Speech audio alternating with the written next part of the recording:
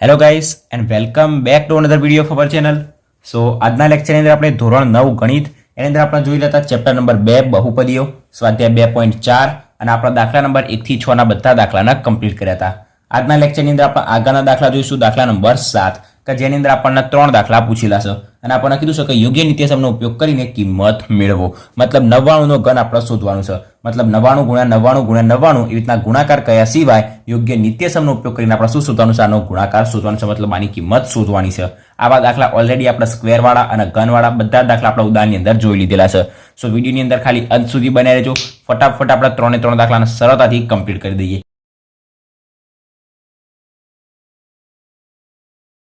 સો પહેલા નંબરની અંદર કરીએ બરાબર. હવે 99 નો ઘન, 99 નો ઘન તો 99 ગુણ્યા 99 ગુણ્યા 99 કરવાનું નથી. તો શું કરીશું? તો 99 આપણે બીજી કેવી રીતના લખી શકાય? તો કે 100 - 1 એનો ઘન. 99 કેવી રીતના લખ્યું? તો કે 100 - 1 અને ઘન આપણે આપી દીધો એમના એમ. ખબર પડી ગઈ. 99 આપણે કેવી રીતના લખ્યું? 100 - 1. તો 100 - 1 એટલે શું કહેવાય? 99 જ કહેવાય અને એનો ઘન. હવે આપણને ખબર છે કે a + b નો ઘન હોય અથવા તો a - b નો ઘન હોય તો એનું આપણે વિસ્તરણ કરીએ છીએ, જે આપણે ઓલરેડી દાખલા નંબર 6 ની અંદર 4 દાખલા આપ્યા હતા એની અંદર આપણે જોઈ લીધું હતું. તો બરાબર નિયમ શું કહેશે? તો કે પહેલા પદનો ઘન, પહેલું પદ મતલબ 100 નો ઘન, માઇનસ તો માઇનસ, બીજા પદનો ઘન મતલબ 1 નો ઘન, માઇનસ તો માઇનસ, 3 ઘરના પહેલું પદ, બીજું પદ અને કૌંસની અંદર શું આવશે? જે આખો કૌંસ હતો એને આપણે એમના એમ મૂકી દઈશું, 100 - 1. બરાબર.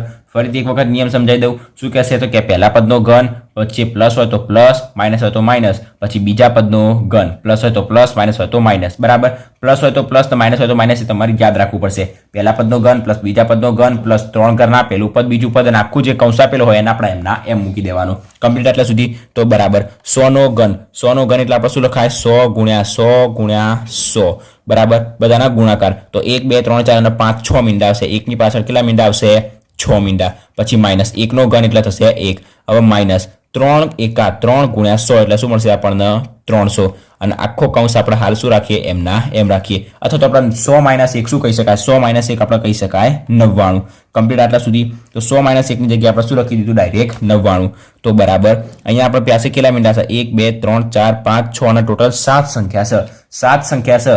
મતલબ આપણે શું કહી શકાય? જે 10 લાખ રહ્યા એની અંદરથી 1 ને બાદ કરીશું. મતલબ આપણે મેં તમને પહેલા પણ સમજાવ્યું હતું. 1 2 3 4 5 6 અને આપણી પાસે 7 સંખ્યા છે.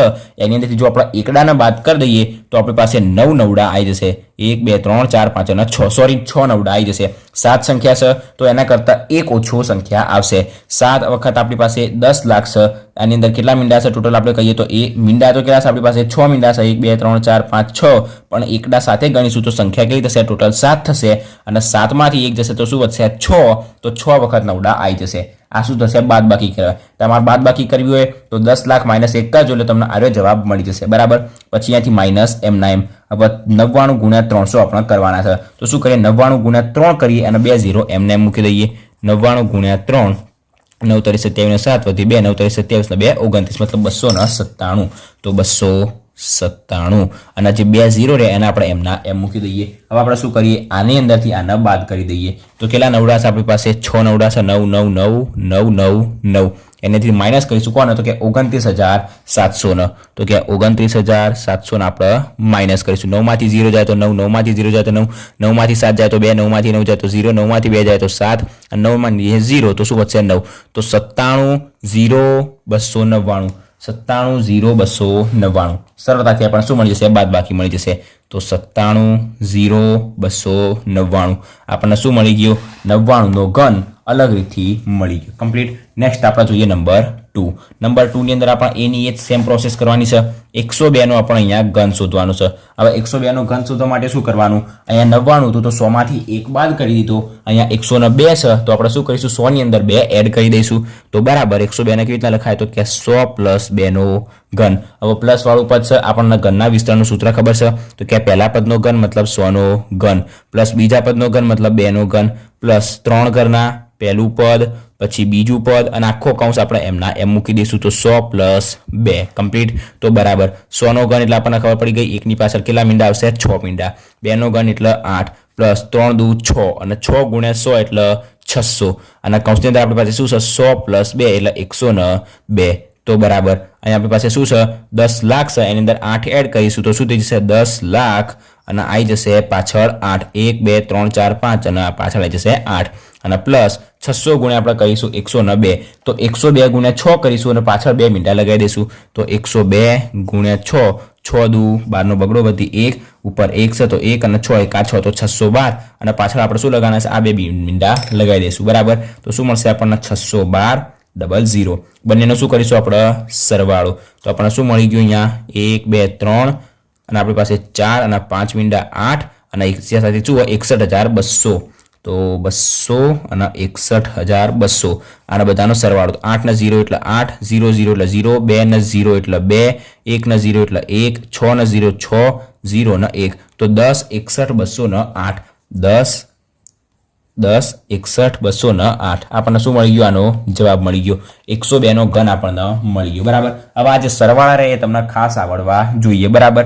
દાખલા જ્યારે તમે જાતે દાખલા ગણશો જ્યારે એક્ઝામની અંદર તમે આવા દાખલા પૂછાશે તમે જાતે ગણશો તો આવા સરવાળાની અંદર અથવા તો આવી બાદબાકીની અંદર ભૂલ થવી જોઈએ નહીં બરાબર નેક્સ્ટ આપણે જોઈએ નંબર 3 ની અંદર આપણને શું પૂછેલું છે તો કે 998 નો ઘન 998 નો ઘન 998 માં બીજી રીતના કઈ લખી શકાય તો કે 1000 માંથી આપણે 2 ને બાદ કરી દઈએ તો કે બરાબર 1000 એની અંદરથી 2 ને બાદ કરી દઈએ તો શું મળી જશે 998 હવે આનો આપણે શું કરી દઈશું ઘન કરી દઈશું તો કે બરાબર પહેલા પદનો ઘન જે નિયમ છે એનો એ જ નિયમ આપણે લાગુ પાડવાનો વચ્ચે માઇનસ તો માઇનસ બીજા પદનો ઘન માઇનસ 3 ઘરના પહેલું પદ પછી બીજું પદ અને આખો કૌંસ એમના એમ 1000 માઇનસ 2 કમ્પ્લીટ તો બરાબર હવે 1000 એને કેટલી વખત છે ઘન છે મતલબ 1000 ગુણ્યા 1000 ગુણ્યા 1000 તો કેટલા મિનિટ છે 1 એકા 1 3 3 6 3 9 મતલબ 1 ની પાછળ આપણી પાસે કેટલા મીંડા આવશે 9 મીંડા આવશે બરાબર માઇનસ 2 નો ઘન એટલે 8 અહીંયા માઇનસ એમના એમ